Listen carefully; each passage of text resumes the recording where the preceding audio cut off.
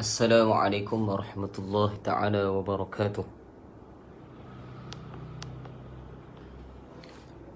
Ila hadratin Nabi Mustafa sallallahu alaihi wasallam wa ila azwajihi wa dhurriyyatihi wa ila ashabihi wa ila tabi'in wa ila tabi'ut tabi'in wa ila al-ulama wal nuqaba wal nujaba wa ila awliya'is salihin وإلى آبائنا وأمهاتنا وإلى المسلمين والمسلمات والمؤمنين والمؤمنات وخصوصا إلى شيخنا الإمام أبو الحسن الأشعري والإمام أبو منصور الماتوريدي بسير الفاتحة.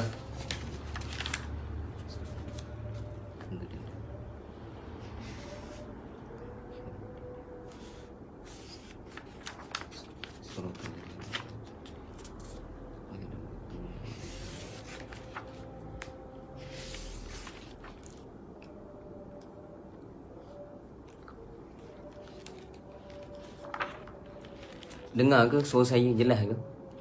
Cuba komen sikit. Dengar insya-Allah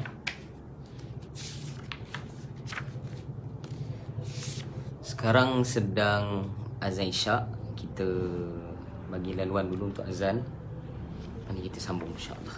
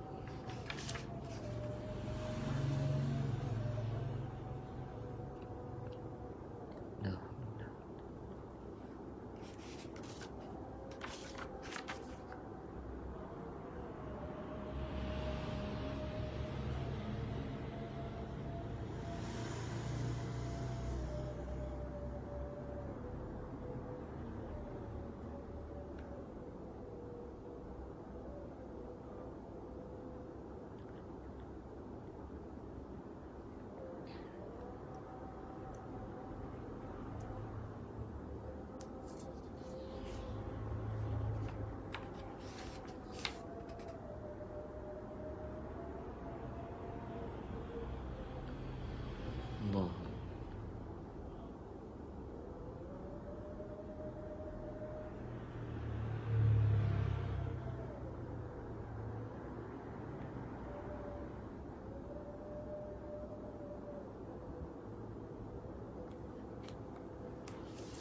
La ilaha illallah. Allahumma salli ala sayyidina wa barik ala sayyidina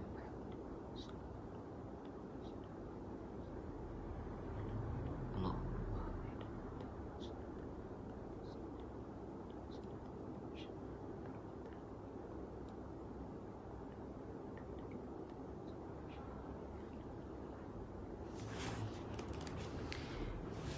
Bismillahirrahmanirrahim. Mohon maaf tadi azan Kita bagi laluan pada azan dulu tadi. Alhamdulillah. Alhamdulillah nahmaduhu wa nasta'inuhu wa nastahdihi wa nastaghfiruh wa nu'minu bihi wa natawakkalu alayhi wa na'udzu billahi min shururi anfusina wa min sayyiati a'malina. Man yahdihillahu fala mudilla lahu wa man yudlilhu fala hadiya lahu.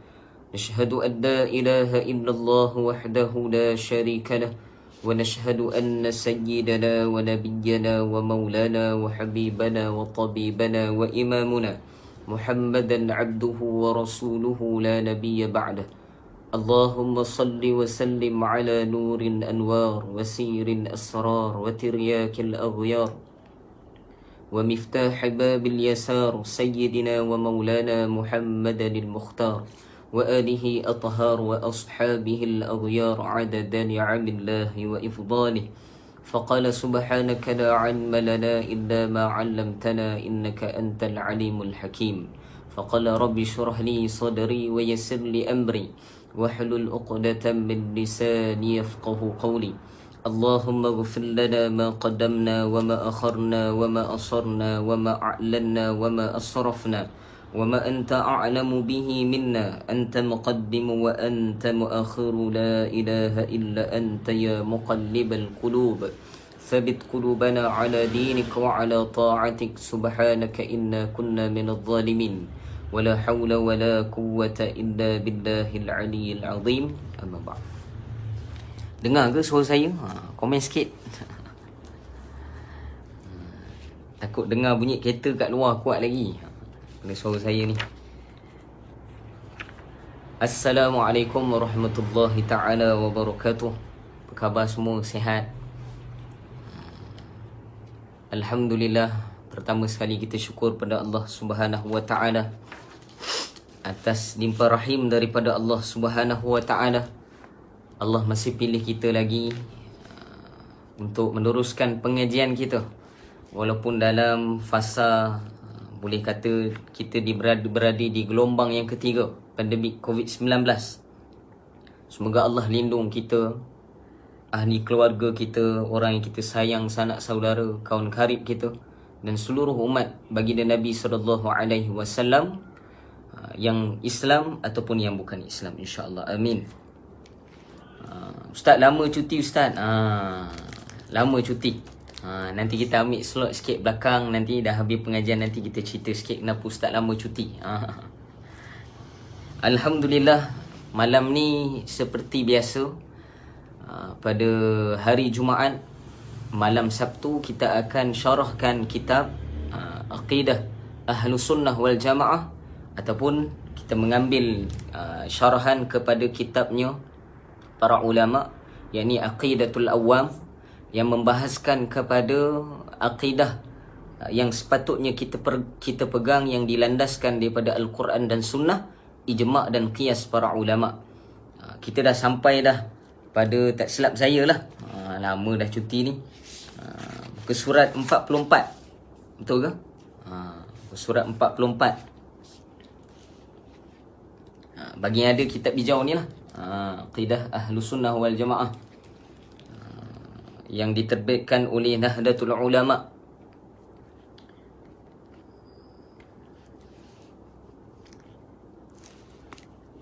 Bismillahirrahmanirrahim. Qala musannif rahimahullahu ta'ala nafa'ana bihi wa bi'ulumihi fid darain amin. Sebut amin. Jangan lupa sebut amin. Lama dah tak ada kelas, takut lupa. Qala musannif rahimahullahu ta'ala nafa'ana bihi wa bi'ulumihi fid darain amin ila anqal. Muka surat 44, perenggan yang terakhir.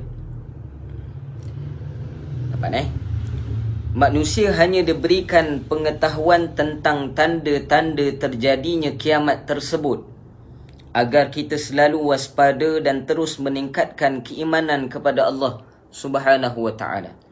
Kita dah sampai bab pada menyatakan beriman pada hari kiamat, yang mana musannif kitab yang mensyarahkan pada Aqidatul Awam, pada matan Aqidatul Awam, ini bab furu', yakni bab cabang, yang mensyarahkan kepada, itu kita dah secara umum kita dah bahaskan tentang kiamat.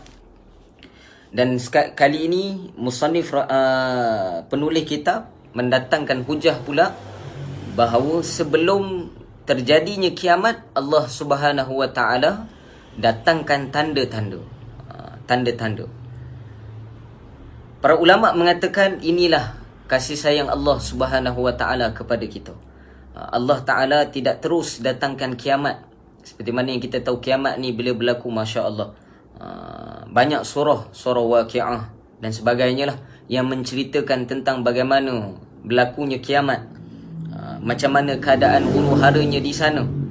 Dan sebelum berlakunya kiamat, para ulama menakalkan daripada baginda Nabi SAW bahawa berlakunya tanda-tanda kiamat dulu.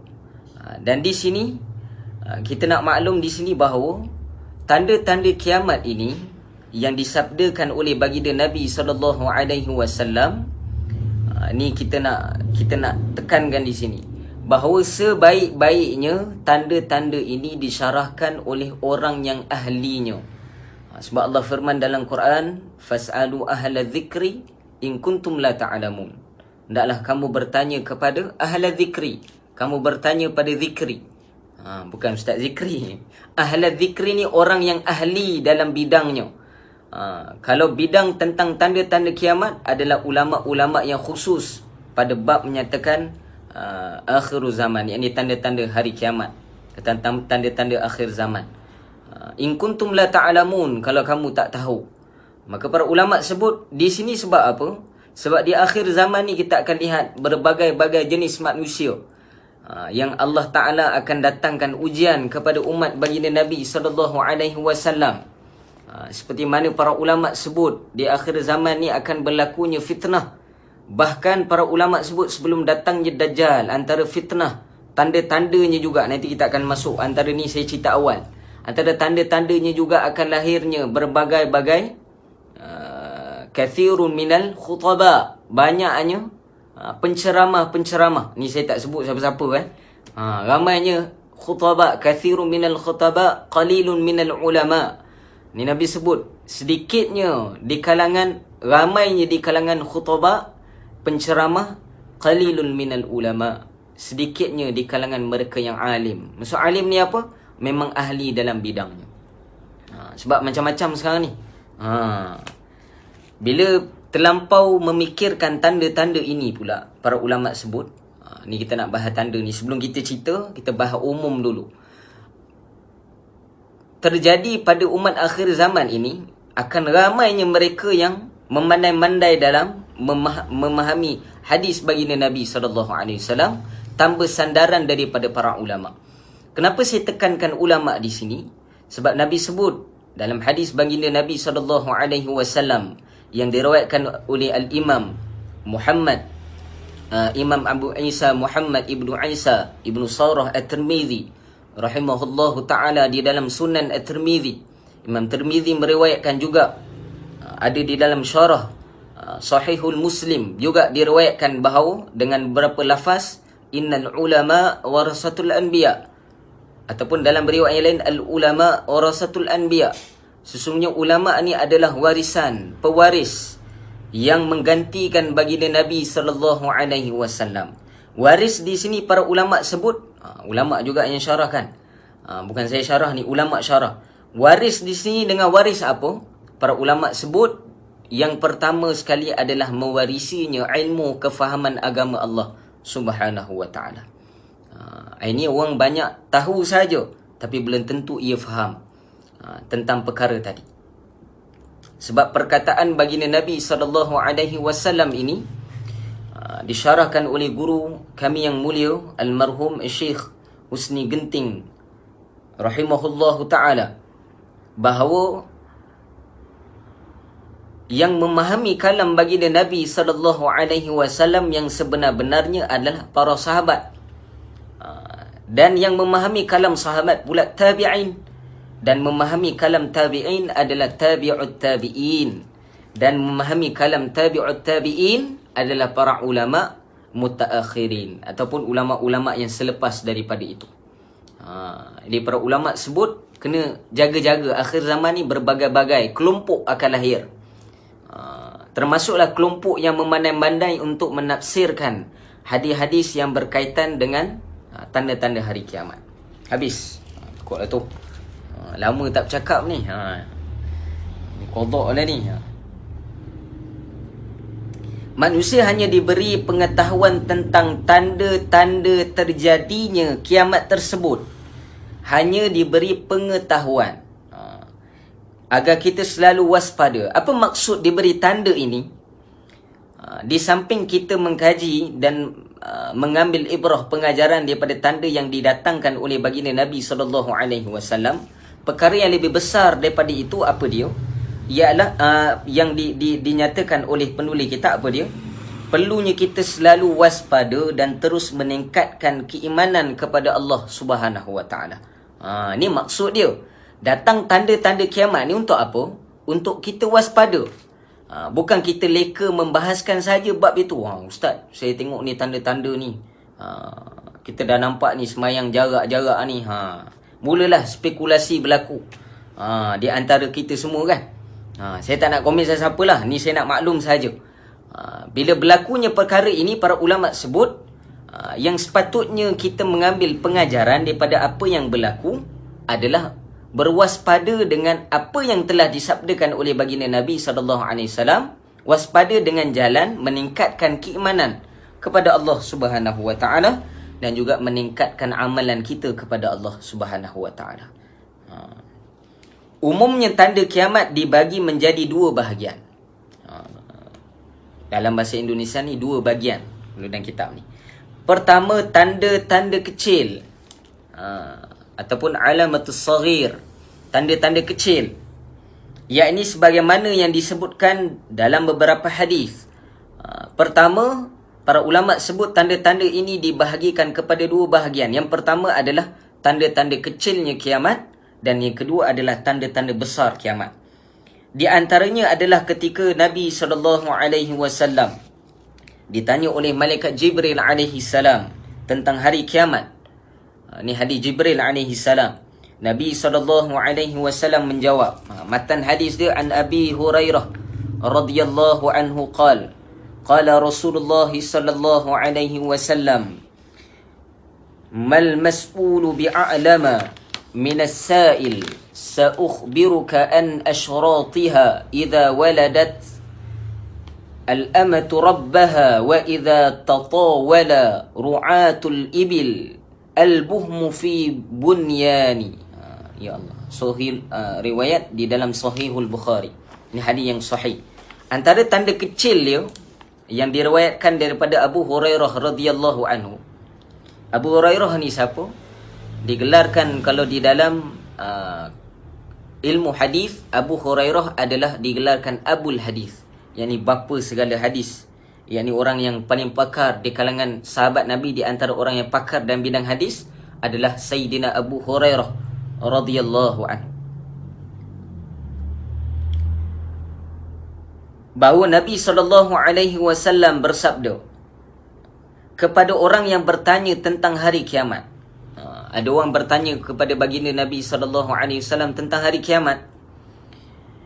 Orang yang ditanya tentang hari kiamat tidak lebih tahu dari yang bertanya. Siapa yang tanya tadi adalah Jibril AS. Abu Hurairah riwayatkan bahawa datang seorang lelaki.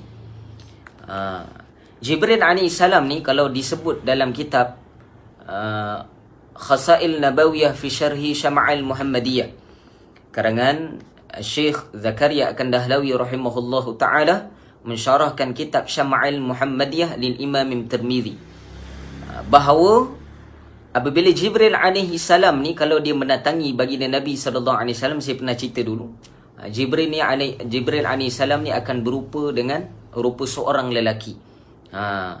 Malaikat ni kebanyakannya kalau datang kepada para anbiya, bukan saja Rasulullah, kepada nabi-nabi sebelum ini, mereka akan datang dalam berupa seorang lelaki yang sangat tampan. Dan para ulama menyebut bahawa syaitan tidak boleh menyerupai dengan rupa yang dirupakan oleh Allah Subhanahu Wa Taala terhadap malaikat yang dihantar. Maksud dia apa? Rupa yang dipakai oleh Jibril AS tadi sekali-kali tidak akan dapat diserupai oleh syaitan. Sebab tu setiap kali datang sahaja seorang lelaki ini, bahawa Nabi SAW tahulah siapa dia. Bila datang sahaja lelaki ini yang berpakaian putih dan sebagainya, dalam riwayat panjang lah disyarahkan, memang tahu itu adalah malaikat Allah Subhanahu Wa Taala. Sebab syaitan tidak akan boleh menyerupai seperti mana rupa yang telah dirupakan kepada para malaikat. Juga para ulama juga sebut, disyarahkan dalam kitab Syama'il Muhammadiyah juga, bahawa antara rupa yang tidak boleh dirupakan oleh syaitan juga iblis adalah rupanya Rasulullah sallallahu alaihi wasallam. Para malaikat, para nabi juga para ulama sebut, dan juga Rasulullah sallallahu alaihi wasallam secara khusus. Saya lupa nama sahabat yang Allahumma salli ala Muhammad, yang sentiasa dirupakan oleh malaikat Jibril alaihi salam. Tak sampai, lama dah tak syarah kitab ni. Orang yang ditanya tentang hari kiamat tidak lebih tahu dari yang bertanya. Ini adalah sunnah. Kata guru kami, sunnah antara guru dan anak murid. Kadang-kala guru suka bertanya kepada anak murid. Seperti mana baginda Jibril AS bertanya kepada Rasulullah sallallahu alaihi wasallam. Jibril tanya apa? Bertanya tentang hari kiamat. Maka Nabi tengok jawapan orang yang sangat beradab kepada gurunya, yakni baginda Nabi sallallahu alaihi wasallam. Orang yang ditanya tentang hari kiamat tidak lebih tahu. Siapa? Rasulullah sallallahu alaihi wasallam. Tawadhu'nya Rasulullah sallallahu alaihi wasallam. Dibahaskan oleh para ulama bahawa alimnya baginda Nabi sallallahu alaihi wasallam, bijaksananya baginda Nabi sallallahu alaihi wasallam ni, sehingga disyarahkan oleh para ulama, di dunia ini diturunkan 100 bahagian akal. Dalam riwayat yang lain ada 1000 bahagian akal. Maksud dia akal yang diturunkan oleh Allah Ta'ala. Akal ni makhluk. Akal ini diturunkan oleh Allah Ta'ala dalam riwayat satu. Terima kasih, Luqman Hakim. Terima kasih. Nama sahabat tu Dihya Al-Kalbi. Betul. Sahabat yang nama Dihya Al-Kalbi. Terima kasih. Radhiyallahu anhu. Ramai orang alim tengok ni. Masya Allah. Kawan saya ke ni? Masya Allah. Terima kasih. Dihya Al-Kalbi radhiyallahu anhu. Sahabat yang sangat tampan. Juga disyarahkan oleh para ulama. Antara dia yang dinakalkan oleh Syekh Yusri hafizahullah ta'ala Al-Azhari, bahawa mereka apabila Jibril alaihi salam ini, dia pun memilih wajah. Tak semua wajah dia akan menyerupai dengan wajah yang lain, tidak. Para ulama sebut dia akan berupa dengan wajahnya, kebanyakannya adalah dengan wajahnya sahabat yang bernama Sayyidina Dihya Al-Kalbi radhiyallahu anhu. Benar. Maka para ulama sebut, termasuk balik adabnya Rasulullah sallallahu alaihi wasallam disebut oleh para ulama. Kata tuanku saya, Tuanku Haji Razali bin Ibrahim hafizahullah taala, sewaktu mensyarahkan tentang baginda Nabi sallallahu alaihi wasallam, bahawa bila Allah Taala ini turunkan ada 1000 bahagian akal. 1000 bahagian akal. Juga dinakalkan oleh beberapa para ulama, antaranya Baba Abdurrahman Gulu Al-Fatani hafizahullah taala. Diturunkan di dalam dunia ini ada 100 bahagian akal. Satu bahagian dikongsi oleh seluruh manusia. Satu bahagian akal dikongsi oleh seluruh manusia. 999 bahagian lagi dipunyai oleh baginda Nabi sallallahu alaihi wasallam. Ni alimnya baginda Nabi sallallahu alaihi wasallam. Nak dibanding dengan seluruh makhluk yang lain. Ni kealiman baginda Nabi sallallahu alaihi wasallam. Nak syarah panjang tu kita kena baca kitab lain lah, untuk nak tahu. Maka adabnya baginda Nabi sallallahu alaihi wasallam bila berhadapan dengan Jibril alaihi salam, ada orang hujah pula, Ustaz, ada pandangan orientalis mengatakan bahawa Nabi sallallahu alaihi wasallam ni tak bijak. Sebab apa? Dalam riwayat Nabi ini ummi, butuh huruf. Pertama dijawab oleh para ulama kita, butuh hurufnya baginda Nabi sallallahu alaihi wasallam. Pertama, secara adatnya butuh huruf ini bukan bermakna dia tidak pandai. Butuh huruf hanya tidak boleh membaca sahaja. Bahkan butuh hurufnya baginda Nabi sallallahu alaihi wasallam, saya tak sanggup nak sebut huruf. Umminya baginda Nabi, bukan ummi ibu, ummi. Umminya baginda Nabi sallallahu alaihi wasallam ini adalah satu kemuliaan untuk baginda Nabi sallallahu alaihi wasallam. Sebab apa? Disyarah oleh para ulama pada umur 40 tahunnya baginda Nabi SAW, kita semua sedia maklum bahawa diturunkan wahyu yang pertama kepada Rasulullah SAW dengan Iqra, baca. Iqra bismi rabbikal ladzi khalaq. Disyarah oleh para ulama bahawa antara sebabnya pada umur yang didatangkan kepada baginda Nabi SAW pada umur 40 tahun, sebab apa? Sebab itu adalah peringkat umur kematangan yang paling tinggi bagi seorang lelaki. Ini disyarah oleh para ulama. Kita boleh lihat dalam kitab-kitab para ulama. Saya mendapat syarah ini sewaktu mengaji kitab Mafatihul Ghaib karangan Al-Imam Fakhruddin Ar-Razi, kitab tafsir.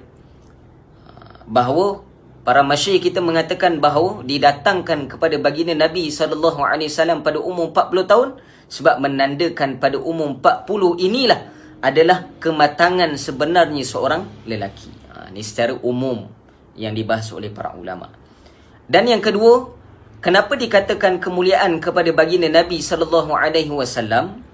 Sebab nak beritahu bahawa tidak ada seorang manusia pun yang layak untuk mengajarkan baginda Nabi SAW kecuali malaikat Jibril AS. Ini dibahas oleh para ulama. Maksud dia, Allah tidak benarkan seorang manusia pun untuk mengajarkan baginda Nabi SAW, melainkan ketua para malaikat sendiri, ini Jibril AS, untuk menyampaikan wahyu kepada baginda Nabi SAW, yakni wahyu daripada Allah Subhanahu Wa Taala. Ni kita kena faham. Ni kealimannya baginda Nabi SAW.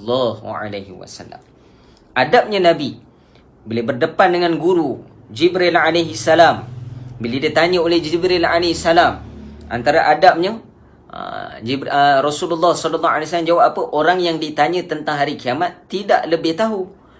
Yakni anak murid ni bila dia tanya tidak lebih tahu apa. Dari yang bertanya. Ini adab kita. Antara adab yang ditulis sewaktu disyarahkan kitab Bidayatul Hidayah karangan Al-Imam Al-Ghazali rahimahullahu ta'ala. Nanti kita akan syarah hari Rabu nanti. Nanti sampai bab pada menyatakan adab bersama dengan guru. Antara adab yang digaris pandukan juga disyarah dalam kitab Sirus Salikin, juga di dalam Hidayatus Salikin, bahawa antara adab bersama dengan guru ini, para ulama sebut, pertama, apabila ditanya oleh guru, kata guru kami, apabila ditanya oleh guru sesuatu perkara yang kita rasa guru itu lebih tahu daripada kita, maka sunnah bagi kita untuk menjawab seperti mana dijawab oleh baginda Nabi SAW. Kadang-kadang guru lebih tahu daripada saya, walaupun kita tahu perkara tadi.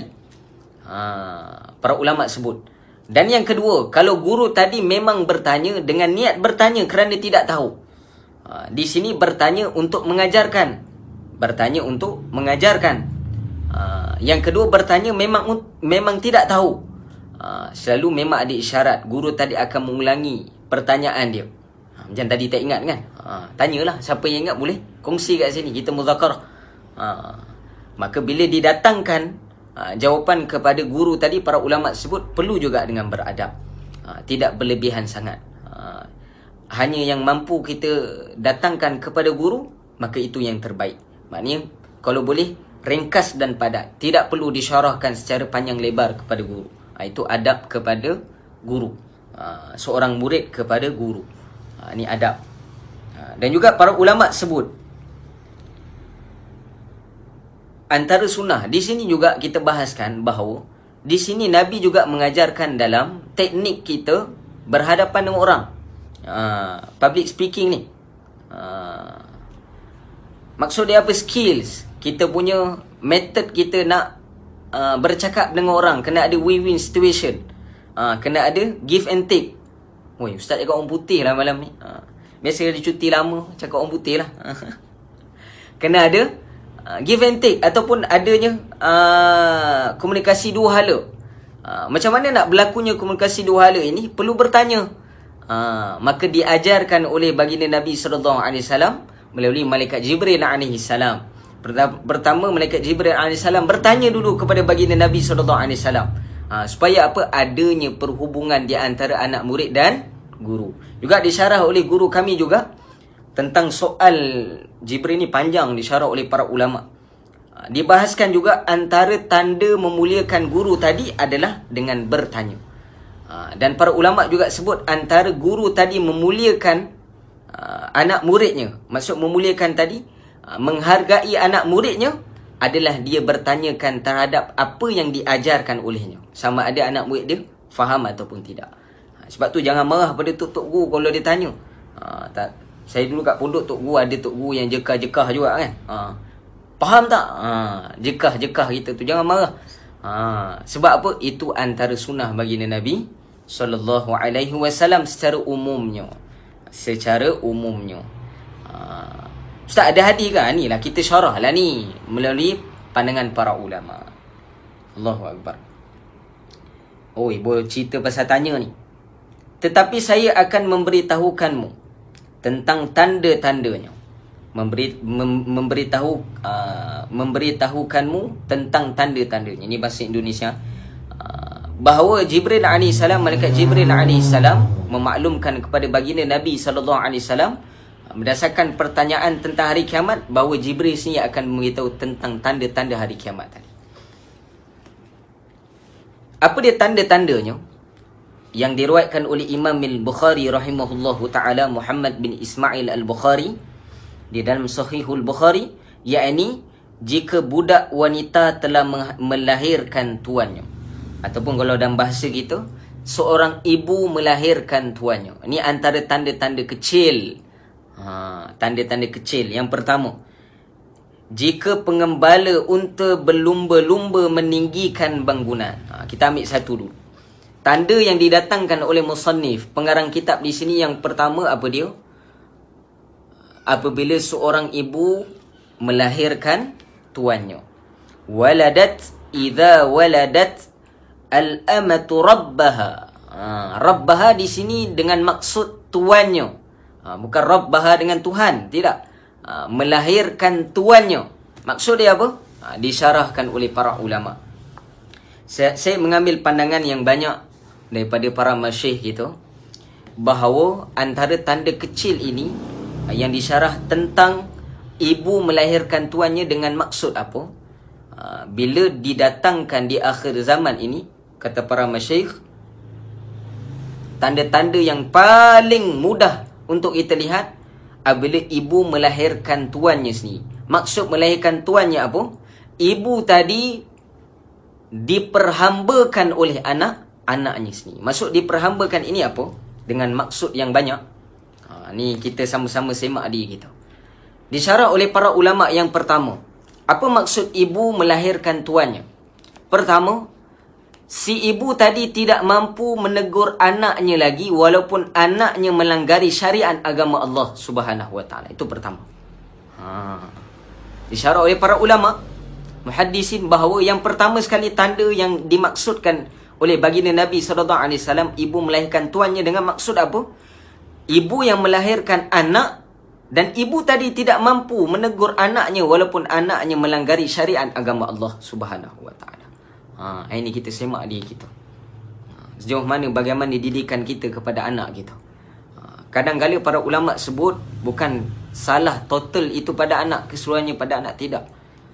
Kata almarhum al-muhaddith al-musnid Al-Kai Uzairan Taifi Abdullah rahimahullahu ta'ala, seorang ulama besar di Tumburu, Indonesia, sewaktu mensyarahkan tentang bab ibu dan bapa ini, ada satu tausiah dia menceritakan bahawa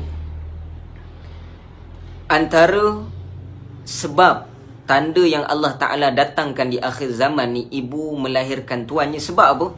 Sebab yang pertama, salah itu datang daripada ibu itu sendiri. Kenapa saya sebut macam tu? Yang pertama, para ulama mengatakan salahnya di mana?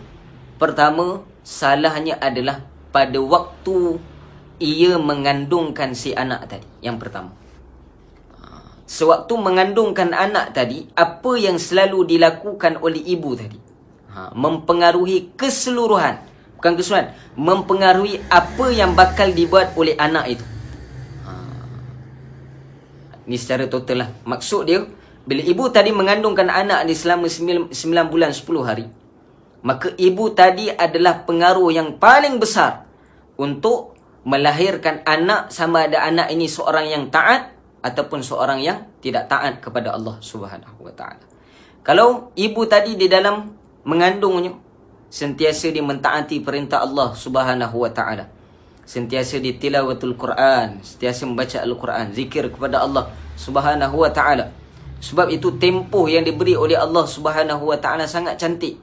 9 bulan 10 hari ini adalah waktu keemasan direct didikan ibu kepada anaknya. Ustaz, cerita ni ada pengalaman adalah. Baru lahir anak kan.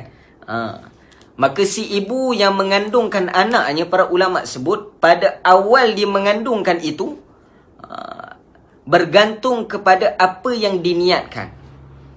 Disyarahkan bahawa sewaktu Sayyidatana Maryam alaihassalam wa radhiyallahu anha, Maryam alaihassalam adalah ibu kepada Sayyidina Isa alaihissalam.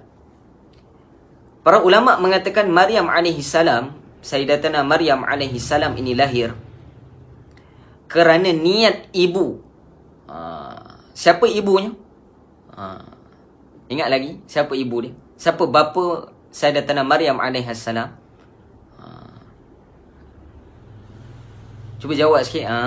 Ni berjawab sikit. Kita dah belajar adab tadi kan. Lepas ni jawab pula dalam tu. Orang yang bertanya lebih tahu daripada orang yang ditanya.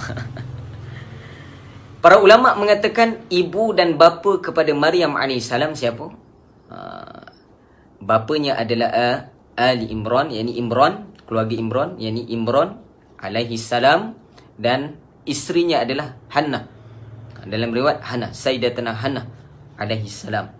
Di dalam riwayat para ulama menyebut bahawa sewaktu didatangkan anak di dalam kandungan Sayyidatina Hannah alaihissalam, sewaktu itu diniatkan kepada anak tadi oleh Hannah bahawa akan diwakafkan anak ini, ataupun akan digunakan, akan diniatkan anak ini untuk Allah Subhanahu wa taala. Sebab itu para ulama sebut antara perkara yang terbaik apabila seorang ibu tadi mengandungkan anaknya, antara yang terbaik adalah meniatkan anak yang dikandungkan itu adalah untuk agama Allah Subhanahu wa taala. Maka para ulama sebut dengan berkat niatnya seorang ibu, yakni ibu kepada Maryam alaihissalam, hebatnya Allah Ta'ala. Saya ringkakan ni dalam kitab tafsir banyak yang disyarah oleh para ulama, bahawa apabila diniatkan lahir saja Sayyidatuna Maryam alaihissalam, kita tahu Maryam alaihissalam bagaimana keadaannya, disebut dalam Al-Quran cerita tentang Maryam alaihissalam sehingga ada surah Maryam. Bahkan digalakkan oleh para ulama bagi mereka yang mengandung untuk membaca surah Maryam alaihissalam, surah Maryam, yang menceritakan sedikit sebanyak di dalamnya tentang Maryam alaihassalam. Para ulama mengatakan antara kelebihan ibu meniatkan kepada kandungannya, kita lihat pada Maryam alaihassalam bagaimana. Pertama, Allah Ta'ala akan datangkan orang untuk menjaga anaknya, orang yang terbaik untuk menjaga anaknya. Dengan berkat niatnya Sayyidatina Hannah alaihassalam, dan juga niatnya Imran kepada anaknya tadi untuk agama Allah Subhanahu wa taala ini, untuk mentaati perintah Allah. Maksud dia meniatkan anak dia ni untuk digunakan untuk manfaat agama Allah Subhanahu wa taala, untuk membantu agama Allah Subhanahu wa taala, untuk dididik dalam lingkungan agama Allah Subhanahu wa taala. Maka Allah hadiahkan ketika itu, disyarah oleh almarhum Kiai Uzairan Taifi Abdullah rahimahullahu taala. Ketika itu diceritakan bahawa di zaman Bani Israel, di zaman Maryam alaihissalam ini lahir, berebut para ulama Bani Israel untuk menjaga Sayyidatina Maryam alaihissalam. Berebut ulama-ulama di kalangan Bani Israel untuk menjaga Sayyidatina Maryam alaihissalam. Tidak cukup dengan itu, bukan saja para ulama di kalangan Bani Israel, dikatakan oleh mufassirin bahawa yang turut berebut untuk menjaga Maryam alaihissalam siapa? Adalah Nabi Zakaria alaihissalam. Sebab itu ada ayat Quran, Allah sebut dalam Quran, dakhala alaiha Zakaria mihrab wajada indaha rizqa. Apabila datangnya Nabi Zakaria AS di tempat mihrabnya Maryam AS, antara kelebihan yang Allah Ta'ala beri, adanya rezeki yang tidak pada musimnya.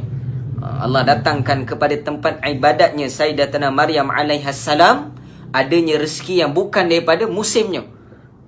Dan antara kelebihan niatnya ibu Sayyidatuna Maryam AS dan juga niatnya bapa untuk dilahirkan anak yang untuk bermanfaat untuk agama Allah Subhanahu wa taala, antara kelebihannya berebutnya para ulama di kalangan Bani Israel untuk menjaganya, menjaga Sayyidatuna Maryam AS. Tidak cukup dengan itu, juga berebut di kalangan para ulama siapa? Yakni Nabi Zakaria AS.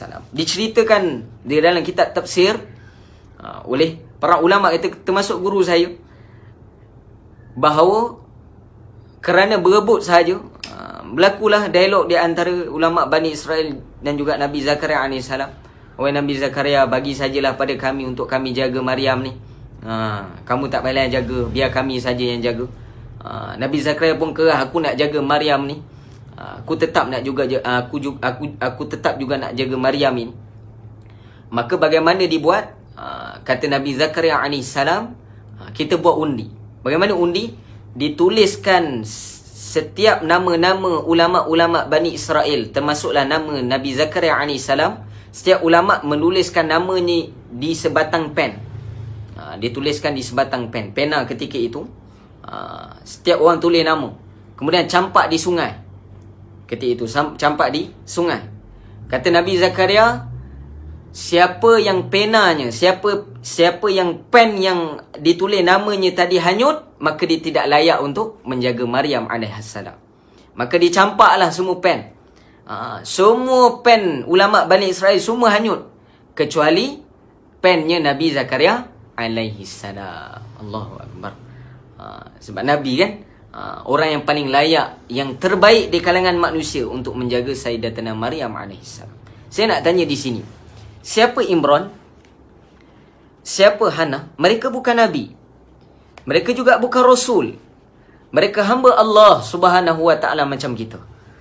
Kerana taatnya mereka kepada Allah Subhanahu wa ta'ala, kerana hebatnya amalan mereka, dan kerana tulus ikhlasnya hati mereka untuk dijadikan anak mereka Maryam alaihissalam ini untuk manfaat agama Allah Subhanahu wa ta'ala, maka Allah Ta'ala takdirkan dengan takdir yang pertama, orang yang mendidik anaknya adalah orang yang terbaik sekali di kalangan manusia pada zamannya, yakni Nabi Zakaria alaihissalam.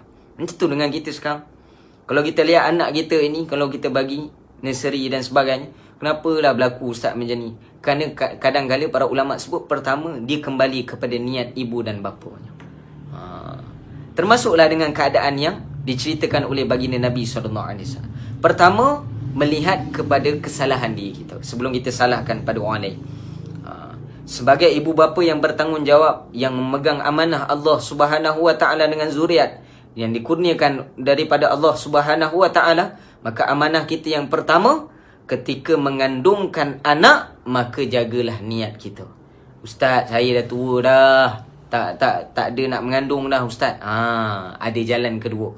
Jalan kedua bila kita syarah nantilah. Dah lebih masa dah ni. Antara tanda tu, antara syarah para ulama, antara benda ini boleh berlaku di akhir zaman, tanda ini berlaku sebab apa? Pertamanya kerana niat kita. Maka para ulama sebut, kata Nabi Isa AS, kenapa kena salahkan diri kita? Dinaqalkan di dalam beberapa riwayat, Nabi Isa AS menyebut bahawa orang yang menyalahkan orang lain, orang yang selalu menyalahkan orang lain, mereka susah untuk sampai kepada Allah Subhanahu wa ta'ala. Maksud sampai kepada Allah ni, susah untuk merapatkan diri mereka kepada Allah. Sebaliknya mereka yang selalu menyalahkan diri mereka sendiri. Ini kerana kesalahan diri saya. Mungkin saya kurang menangis di malam hari, saya kurang menjaga amal ketika mengandungkan anak saya. Maka para ulama sebut di sini, Allah Ta'ala akan belas kasihan kepada kita. Kata Nabi Isa AS, sebaliknya bagi mereka yang sentiasa menyalahkan diri mereka sendiri, maka dia akan dipermudahkan bagi mereka untuk mendekatkan diri mereka, akan mudah disampaikan kepada Allah Subhanahu wa ta'ala. Sampai ni bukan sampai pergi macam kita pergi shopping mall. Sekarang ni kita kena syarah betul-betul ni. Kena takwil ayat betul-betul. Apa maksud sampai ini? Maksud dia mudah merapatkan diri kita kepada Allah Subhanahu wa ta'ala. Wallahu alam. Ada lagi tanda, syarah kepada tanda ibu melahirkan tuannya. Tadi kita dah bahas antara tanda dia disyarah oleh para ulama. Apa maksud ibu melahirkan tuannya yang tadi? Yang pertama apa dia? Apabila seorang ibu ataupun ayah dia susah ataupun berat ataupun tidak mampu untuk menegur anaknya yang melanggari syariat agama Allah Subhanahu wa ta'ala. Ini kita muhasabah diri kita. Jangan lihat pada orang lain, kita lihat pada diri kita. Ustaz, anak-anak saya dah besar, macam mana Ustaz? Kita ada peluang lagi. Apa peluang kita? Peluang kita adalah berdoa kepada Allah Subhanahu wa ta'ala. Allah sebut, Nabi sebut di dalam hadis, iza sa'alta fas'alillah. Kalau kamu ada persoalan, kamu ada masalah, fas'alillah, tanyalah pada Allah, mintalah pada Allah.